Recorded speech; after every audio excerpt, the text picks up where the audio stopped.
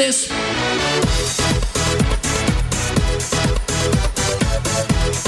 Hello, everyone. Welcome to another episode of Reading Time with Jarvis, where I, Matthew Jarvis, share with you some of the most influential and instrumental books I've read over my career, which is now well over 300. In fact, I need to go back and count because I get about 5 to 10 books a month read, or at least reviewed, so that number has been growing. But today I want to talk to you about a book that I haven't read in several years, but I was reminded of last week. So last week, Alex, the other advisor in my office, or another advisor in my office, and I we're having our investment policy strategy meeting, something we do every calendar quarter. And we were having what I like to call a green light session, where we just throw out whatever ideas, whatever we're thinking about. Should we be buying Bitcoin for clients? Is it time to short the market? Like whatever things we want to throw out, we have this session where you just throw out all your ideas. No scrutiny, no judgment. And one of the things that came up in that discussion was buying commodities, right? Especially in what looks like a high inflation time, commodities have a certain level of appeal. And it wasn't the discussion of commodities that drew me to this book again, but a comment that Alex made, which is a fairly logical comment. He said, hey, listen, I think we should buy commodities because the world's population continues to grow. The world's population also continues to become wealthier. Therefore, the demand for commodities will continue to increase, likely exponentially, and therefore the price of commodities will always go up. Now, on its face, this is a very logical argument, and I mean no disrespect to Alex for addressing this. But those of us that have been playing this game for several years recall vividly that commodities always fluctuate in price. Now, I'm not asking you to take my word for it. You can look at historical facts. What I would like you to do, though, is to get the book, and this is a must-read book. The book is The Bet by Paul Sabin, S-A-B-I-N.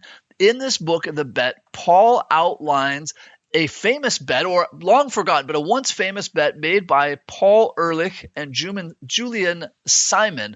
Now, those names may not ring a bell, but the former, Paul, back in the 70s and 80s, received a lot of fame for his book, The Population Time Bomb. Paul went to great lengths to say, hey, the growing population, along with all this inflation, will cause the earth to run out of resources, specifically food, and we will start seeing mass starvation. Now, right now, as we face an obesity and overweight epidemic, you might think that sounds absurd. But again, in the 70s and 80s, there were mass episodes of starvation in certain parts of the country. So another economist, Julian Simon, said, you know what, I don't think that's the case. I think commodities always cycle. They always have. As commodity prices come up, new resources become available, alternative resources come available. So Paul and Julian made a bet. They bet $1,000 each in 1980 that by 1990, Paul bet that commodity prices would have gone up substantially, and Julian bet that they would go down. So they picked 5 commodities. And they looked at the price in 1980, and they said, all right, if they're higher in 1990 because of Paul's belief that we're running out of commodities, then Paul would win. And if they were lower because of Julian's belief that commodity prices always cycle, then Julian would win the bet. Now, as you may know, Julian wins the bet. I don't mean to, Paul, let me get this backward. Julian wins the bet because prices were lower in 1990 than they were in 1980. And I don't mean to spoil the book for you, but that's a well-known fact, I think. But I recommend the book because it goes through in great detail how the commodity cycle works. It provides an interesting narrative about what was going on in the 1980s and 1990s. Keeping in mind that in 1980, when they made this bet, we were nearly a decade into double-digit inflation. It would be another 5 or 7 years before inflation got under control. So for the first 7 years, it looked like commodity prices were going to be higher, that Paul, the author of The Population Time Bomb, was going to win his bet. Okay, very interesting book. Here are the top 3 takeaways, and of course, we'll go to the question that you need to be asking yourself in your practice.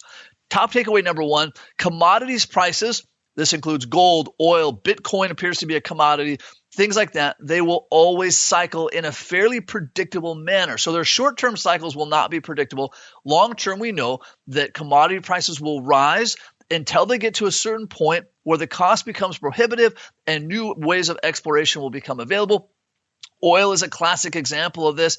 Every time oil prices start to go higher and maintain at a higher level, new oil drilling technology comes online. Fracking would be a famous example of that. So lesson number 1, takeaway number 1, commodity prices will fluctuate. Once they hit a certain high, they will cycle back down, which brings us to item number 2, takeaway number 2, never bet against the future of humanity.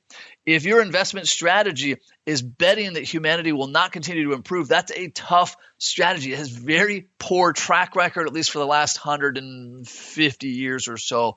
poor track record. So be very careful betting against the future of humanity. Takeaway number 3, this is a bit my personal belief, largely inspired by Nick Murray. Never bet on price. If you're buying commodities, you're betting that the price will increase in the future. You're not betting that they'll create more value.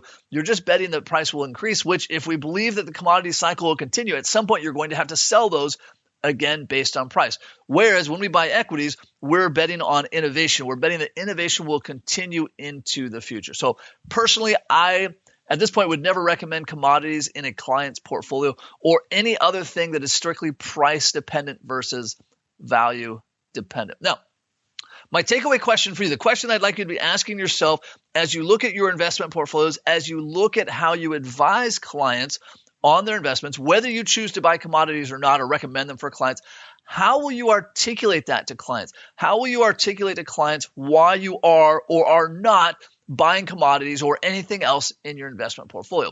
Now, remember, this needs to be a very simple explanation. And for your clients that are really interested in buying commodities, like really pushing on this, I would definitely consider giving them a copy of the book by Paul Sabin. So in the immortal words of Nacho Libre, go away, read some books. Hold on before we go, something that you need to know. This isn't tax, legal, or investment advice. That isn't our intent. Information designed to change lives. Financial planning can make you thrive. Start today, don't think twice. Be a better husband, father, mother, and wife. The perfect RIA, the perfect RIA.